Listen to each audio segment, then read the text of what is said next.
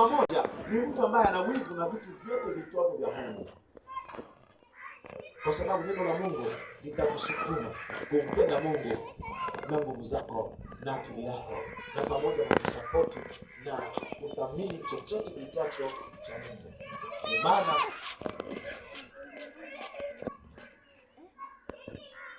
utakuja kuona mitume walikubali atakufa kwa ajili ya Injili.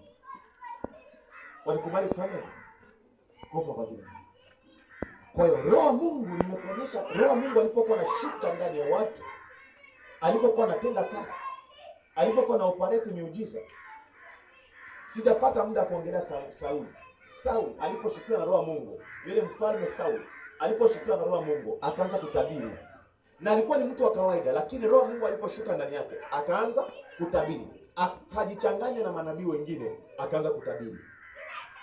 Tunakuja kuona ni wengine, sina muda wa kuwaongelea wote, lakini ukweli ni kwamba Roho wa Mungu akishuka ndani ya mtu lazima ambadilishe.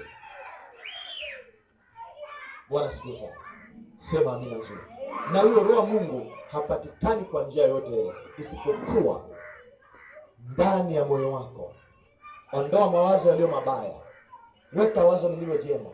Na ili uweze kuwa na wazo lililo jema, unahitaji neno la Mungu. Unahitaji faraja ya neno la Mungu. Unahitaji kulisoma neno la Mungu. Unahitaji kutembea sawasawa na neno la Mungu. Unahitaji kujua maagizo ya Mungu juu ya maisha yako. Basi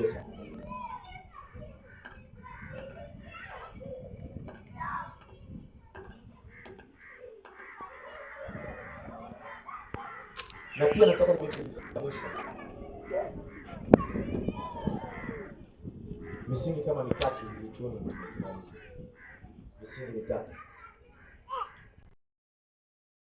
Sema, nampataje sasa huyo Roho Mtakatifu? Andika hivyo. Nampataje sasa huyo Roho Mtakatifu? Wewe mwenye kutaka. Nampataje sasa huyo Roho Mtakatifu? Kisha usome andiko hili. Soma kitabu kile ni cha Mathayo. Mathayo sura ya 5 mstari wake wa 6, na msomaji yote mzuri aweze kutusomea. Mathayo sura ya 5 mstari wake ule wa 6.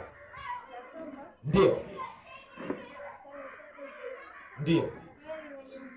Heri wenye njaa na kiu ya haki, maana hao watashibishwa. Isiapa. Bwana Yesu asifiwe. Roho Mtakatifu anapatikana ukiwa una njaa ya haki. Haki ni nini? Neno la Mungu ni haki. Ukiwa na njaa kusoma neno, ukiwa na kiu ya kusoma neno, hapo ndipo Roho Mtakatifu anakukaribia taratibu. Roho Mtakatifu hawezi kuja kwa mtu asiyekuwa na kiu. Roho Mtakatifu hawezi kuingia kwa mtu ambaye asiyekuwa na shauku. Roho Mtakatifu hawezi kuja kwa mtu ambaye asiyekuwa nataka kujua, mtu asiyetaka kujua. Maana Roho umjaza mtu aliye empty, amjazi mtu aliyejazwa. Ikiwa umejazwa, Roho hawezi kukujaza. Lazima uwe empty ili akujaze.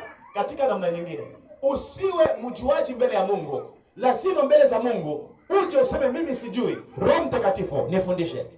Roho Mtakatifu nifundishe kuomba. Roho Mtakatifu nifundishe kunena kwa lugha. Roho Mtakatifu nifundishe kuona maono. Ukija mbele za Mungu na title ya utumishi, hauwezi kutumiwa na Mungu. Ndio maana kuna